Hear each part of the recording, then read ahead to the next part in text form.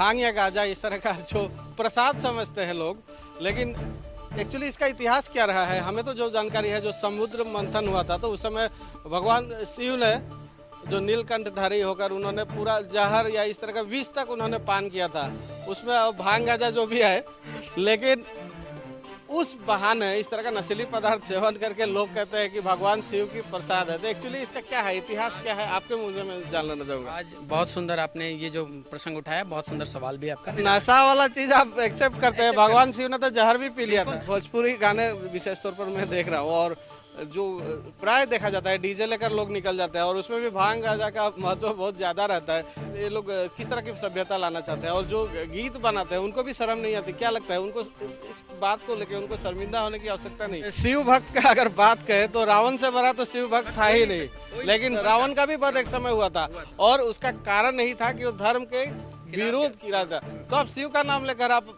बोलबम आएंगे और धर्म के खिलाफ जाएंगे तो निश्चय आपका भी वही हाल होने वाला है। यही हाल होगा। जब 1 जनवरी के पहले असम सरकार ने एक नई जो कठोर व्यवस्था ली है, जो लोग दारू शराब पीते हैं उनका टेस्टिंग किया जाता है। चलिए, फेस्टिवल का समय था, इस तरह का टेस्ट किया जाता है, लेकिन अब तो ऐसा भी समय आ गया कि बोलबम के समय भी शायद ऐसा नौबत पड़ सकता है कि जो लोग बोलबम आते हैं उनकी भी टेस्ट की जाए। आपको क्या लगता है, सरकार इसमें भी जो सक्रिय भूमिका होनी चाहिए सरकार की या प्रशासन की, इसमें भी होनी चाहिए? बिल्कुल सक्रिय भूमिका भी होनी चाहिए। और जैसा कि हम लगातार दिखा रहे हैं बोलबम के नाम पर किस तरह का कर्मकांड चल रहा है और लगातार जो तस्वीरें हैं हम दिखाने की कोशिश कर रहे हैं, साथ ही जो समाज से जुड़े लोग हैं और जो धार्मिक संगठनों के नेता के साथ ही जो धर्म से जुड़े जो विशेष तौर पर लोग हैं उनसे भी हम प्रतिक्रिया लेने की कोशिश करेंगे इस पूरे विषय को लेकर। और मैं फिलहाल उपस्थित हूँ तिनसुकिया के श्रीधाम मंदिर के आगे और पंडित जी मेरे साथ उपस्थित है जो पुजारी है श्री शिवधाम मंदिर के। सबसे पहले आपका स्वागत करते हैं। बहुत बहुत स्वागत है आपका।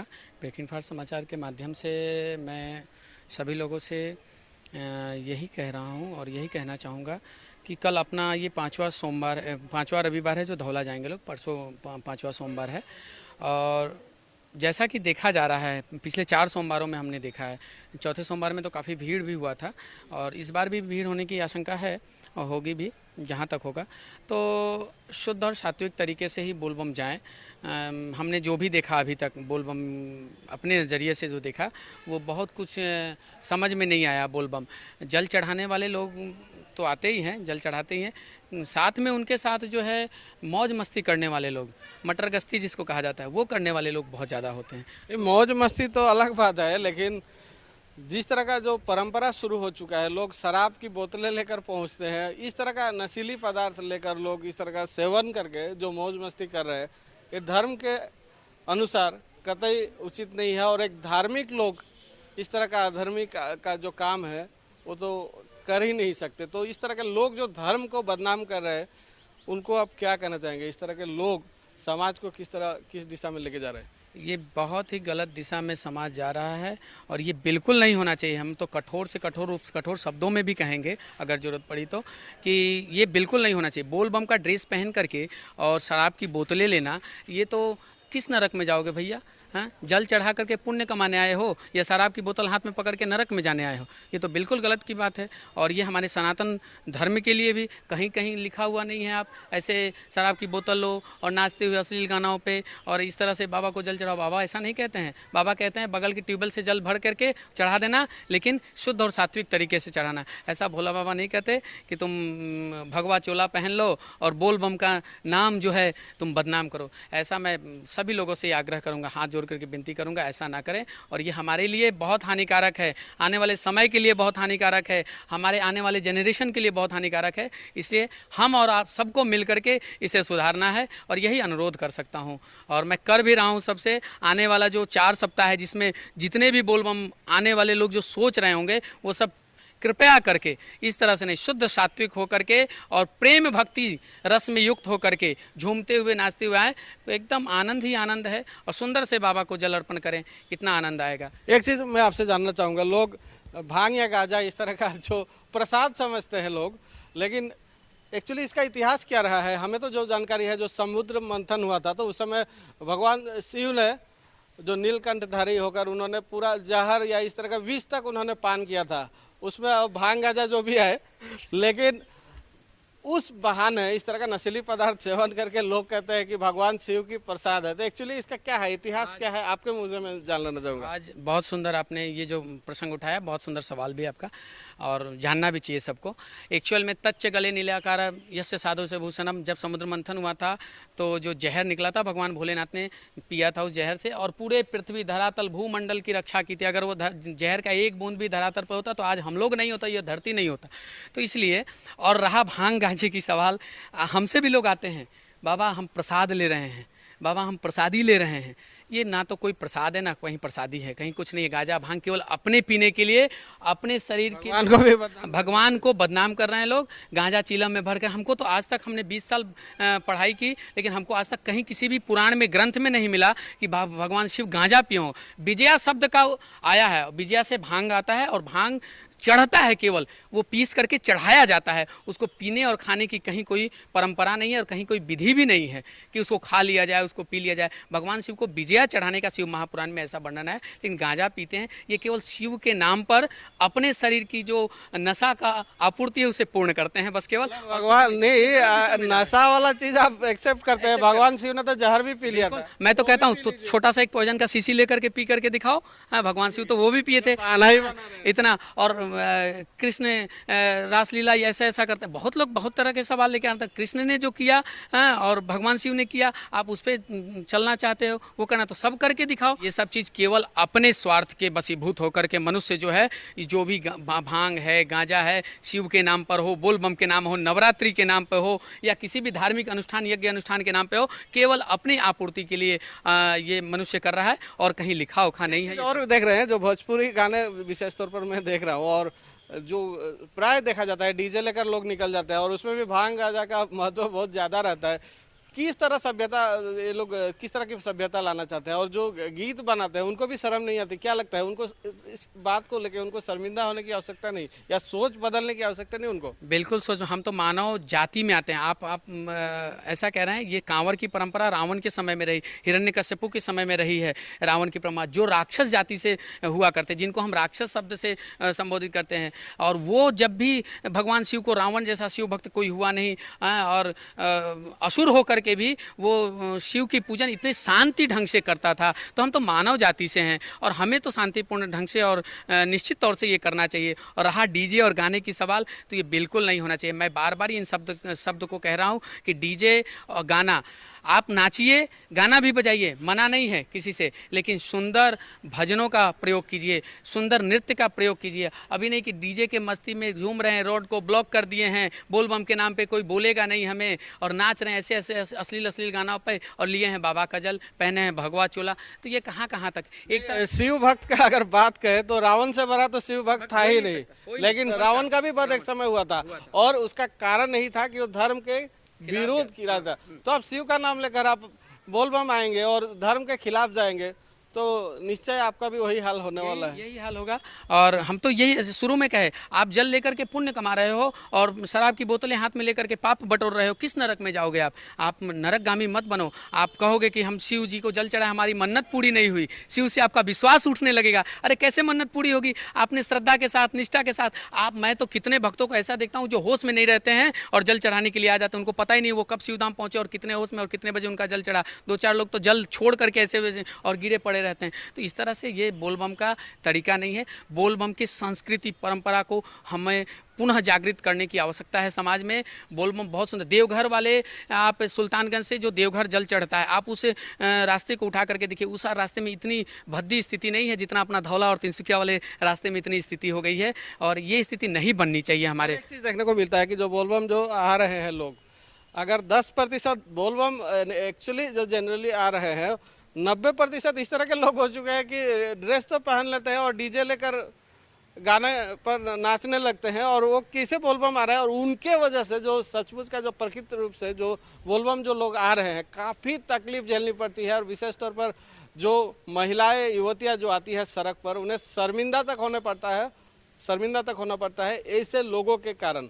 तो समाज में जो लोग हैं, जो सामाजिक क्षेत्र में जुड़े हुए हैं, जो हिंदू संस्थाएं हैं, उनको भी क्या इस पर नज़र रखने की आवश्यकता नहीं? बिल्कुल हिंदू संस्थाओं को और प्रत्येक हिंदू व्यक्तियों को ये नज़र रखने की आवश्यकता है, क्योंकि इसको देखिए, बोलबम के ड्रेस को आप अपना सर्टिफिकेट और पास मत बनाइए, क्योंकि आप बोलबम का ड्रेस पहन लिया, हमको पास मिल गया कि अब हम इस रात संडे की रात जो चाहे वो कर लेंगे। इसको पास मत बनाइए, इसको बाबा की सेवा में लगाइए, तभी जाकर के आपकी मन की इच्छाएं पूर्ण होंगी। जिस कामना से आप बोलबम जल लेकर के आ रहे हो वो कामना पूर्ण होगा। अब इसको आप पास बना लीजिएगा, एक बोलबम लेने वाला उसके साथ 9 मित्र 10 मित्र उसके साथ घूम रहे हैं वही ड्रेस में, किसी के पास कोई जल नहीं, और जल है भी तो इसको आप ऐसा मत बनाइए कि जिसके कारण दूसरे तीसरे किसी को दिक्कत हो, खासकर महिलाओं को, बच्चियों को, लड़कियों को दिक्कत हो। तो ये तो मैं सबसे अनुरोध करूँ, प्रत्येक व्यक्ति का ये कर्तव्य है, प्रत्येक मानव जाति का ये कर्तव्य है कि इस पर आगे बढ़ कर के आए और आकर के और इस चीज़ को सुधार करें। देखिए, अगर हम अपने आप को सुरक्षित नहीं करेंगे, बचाएंगे नहीं, दूसरे वाले हमारे ऊपर हंसेंगे। तो इसलिए मैं इतना अनुरोध विनती कर रहा हूँ सबसे कि जो लोग भी बोलबम जा रहे हैं, कृपा करके पूरा शांतिपूर्ण तरीके से बोलबम जाइए। और जो इसका रूल्स बनाया गया है, जो नहीं जानते आकर के पूछ लीजिए, हम बता देंगे कैसे कैसे जाना। उपवास रहना, उपवास नहीं रह सकते खा के जाइए, खाने के लिए भी मना नहीं है। अच्छे शुद्ध सात्विक भोजन खाइए और तब जल उठाए, स्नान कीजिए और जल उठाइए, उसके लिए भी मना नहीं है। भोजनम तु परम मन्ये, भागवत में कहा है कि भोजन कहीं भी मना नहीं किया गया है, लेकिन सात्विक भोजन कीजिए, स्नान करके फिर जल उठाइए, और हो सके तो उपवास रह करके जल उठाइए और शांतिपूर्ण तरीके। मेरा एक चीज़ और मैं आपसे जान लेना चाहूँगा। प्राय देखा जाता है कि जब फेस्टिवल का समय आता है, विशेष तौर पर 31 दिसंबर, जब 1 जनवरी के पहले असम सरकार ने एक नई जो कठोर व्यवस्था ली है, जो लोग दारू शराब पीते हैं उनका टेस्टिंग किया जाता है। चलिए, फेस्टिवल का समय था, इस तरह का टेस्ट किया जाता है, लेकिन अब तो ऐसा भी समय आ गया कि बोलबम के समय भी शायद ऐसा नौबत पड़ सकता है कि जो लोग बोलबम आते हैं उनकी भी टेस्ट की जाए। आपको क्या लगता है, सरकार इसमें भी जो सक्रिय भूमिका होनी चाहिए सरकार की या प्रशासन की, इसमें भी होनी चाहिए? बिल्कुल सक्रिय भूमिका भी होनी चाहिए, लेकिन हमें ऐसा लगता है कि हम लोग जो अगर मिल करके जागृत हो जाएंगे तो लोग भी जागृत हो। प्रशासन की भी भूमिका थोड़ा पूर्ण रूप से होनी चाहिए। मैं प्रशासन से भी और असम सरकार सब लोगों से ये अनुरोध करूँगा कि जो भी हो सके आपसे इस पर कड़ी से कार्रवाई करें, और दंडनीय ना करें लेकिन कड़ी से कड़ी कार्रवाई करें, क्योंकि शिव भक्त ऐसे लोग को मंदिरों में प्रवेश नहीं हो, प्रवेश वर्जित होना चाहिए। वैसे भी आप जाके बाहर के मंदिरों में देखिए, न्यास परिषद की तरफ से भी और बाहर के मंदिर में जो भी बड़े बड़े मंदिर हैं, जो हमारे देश का जो है एक धरोहर है, वो धरोहर में आप देखिए शॉर्ट ड्रेस इत्यादि, अच्छे वस्त्र पहन के आना, शुद्ध और सात्विक होने, तिलक लगा के आना। यहाँ तक हो गया, राधा वल्लभ जी के मंदिर में चले जाइए, बिना तिलक लगाए आपको अंदर, एक व्यक्ति का ये ड्यूटी है, जो भी मंदिर में प्रवेश कर रहा है तिलक लगा के प्रवेश करेंगे। तो हम सनातनी, हम हिंदू हैं, तिलक लगाएंगे, अच्छे वस्त्र पहनेंगे। इसी प्रकार से हम ये भी कहेंगे कि दारू शराब इत्यादि पी करके मंदिर में प्रवेश ये ठीक नहीं है। इस पर प्रशासन भी अपने कदम को उठा सकता है और जहाँ तक हो सके वो हमें सहयोग भी कर सकता है। पिछली बार जो समाचार किया था कैरी बैग, जो परिस्थिति था काफ़ी दुखद परिस्थिति था, चारों तरफ सिर्फ कैरी बैग ही था।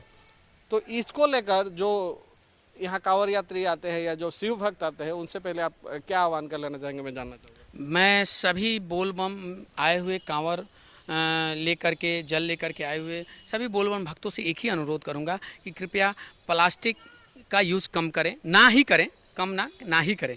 अगर नहीं बस चलता है तो कम से कम शिवधाम परिसर को आकर के यत्र तत्र जहाँ तहाँ आप जो ये डब्बा, ये कैरी बैग, ये प्लास्टिक की गंदगी फैलाती है, नहीं, हमारे यहाँ चारों तरफ डस्टबिन रखा है, हमारे चारों तरफ सेवक भी लोग रहते हैं। नहीं समझ में आता है पूछ लीजिए, पूछ करके और उसे यथोचित स्थान पर ही डालें, ताकि हमारा परिसर भी स्वच्छ रहे और सुंदर रहे।